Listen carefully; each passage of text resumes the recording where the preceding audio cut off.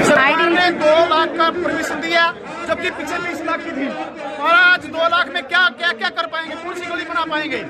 हम कोई गली नहीं बना सकते, क्या कुछ नहीं कर सकते। हमारे पास कुछ नहीं, हम चौकीदार हैं, हम सरपंच नहीं हैं। हम यही बात करना चाहते हैं, हम गुजारिश करते हैं सरकार से, हाथ जोड़ के प्रार्थना करते हैं कि हमारे को कुछ न कुछ उसका परमिशन दी जाए 20 लाख की।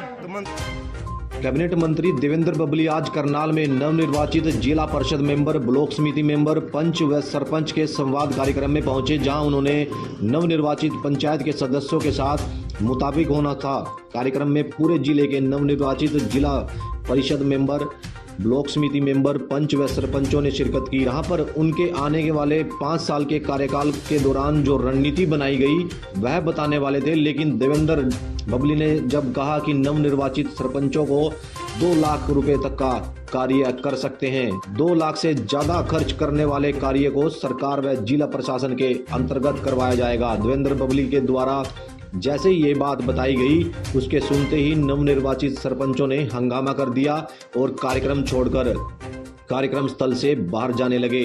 कार्यक्रम में शामिल होने के लिए आए हुए नवनिर्वाचित सरपंचों ने कार्यक्रम छोड़ते हुए कहा कि 2 लाख में तो पानी की निकासी के लिए गांव की नालियों तक नहीं बनाई जा सकती, साथ में हमारे गांव के विकास कैसे होंगे। ग्रामीणों ने हमें अपने गांव से चुनकर सरपंच बनाया ताकि हम उनके गांव का विकास कर सकें, इसलिए एक सरपंच को खर्च के लिए कम से कम 20 लाख रुपए तक की छूट होनी चाहिए।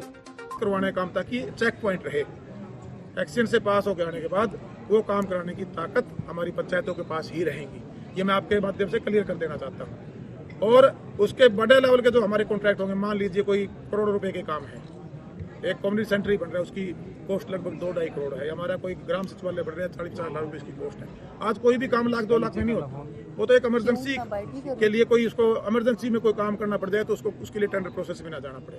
लेकिन जो भी डेवलपमेंट के काम है, चाहे गली नाली की बात हो, चाहे उसके अंदर हमने पार्क बनाना हो, चाहे हमने कम्युनिटी सेंटर बनाना हो, चाहे ग्रे वाटर, ऑलरेडी टेंडर से प्रोसेस से काम शुरू से हो रहे हैं। सिर्फ गलियों के जो काम थे वही पावर है, सरपंच सोच रहे हैं गलियां कितने काम बाकी हैं आज बताइए मुझे।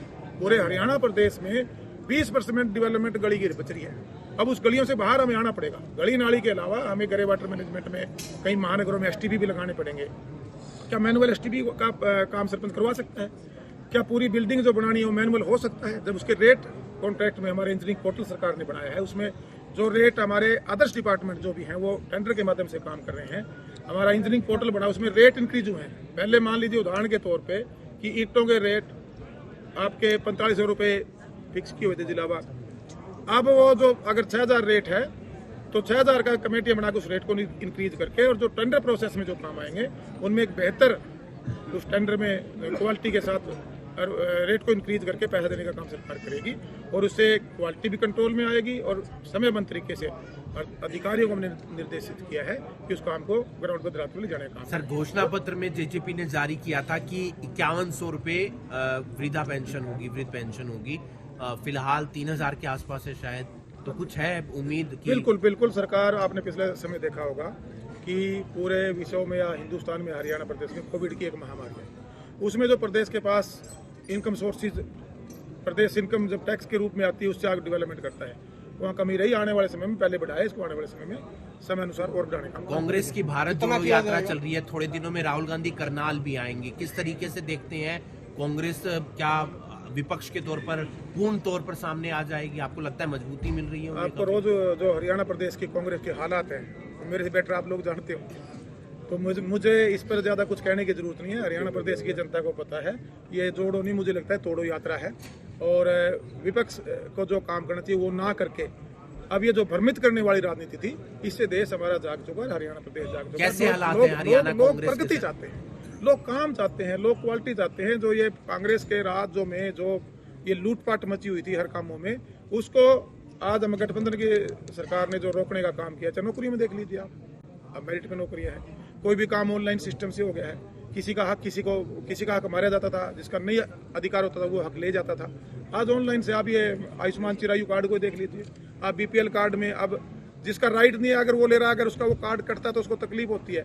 वो सरकारी पैसे का दुरुपयोग जिसको मैं कहूँगा, वो सरकार ने बंद करने का काम किया है। उससे कुछ लोगों को उससे चिड़चिड़ाहट हो रही है, उससे कोई ज़्यादा फर्क नहीं पड़ता।